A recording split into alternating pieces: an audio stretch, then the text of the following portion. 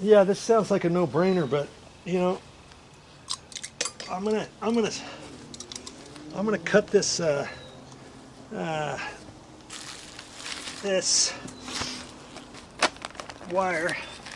Well, I'm not gonna cut it yet, but because it's in this container, I'm just gonna flip it over, kind of position it in the middle, and then I'm just gonna cut a hole, a circular hole in the middle, and then I can pull the wire out, boop, boop, boop, boop, boop, like that. Because if you just pull it out of here and you keep using your wire and stuff, it's going to get all discombobulated. You know what I mean?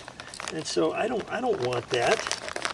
And I can see, first off, I probably need to change my blade. I don't use my drywall knife that much anymore, but so I just leave a dull blade in there, you know. But okay, that's all you need. That's all you need. You don't need to cut any more than that. All right. And then that'll keep it all in there, and I'll have to find those. Here's the end right here.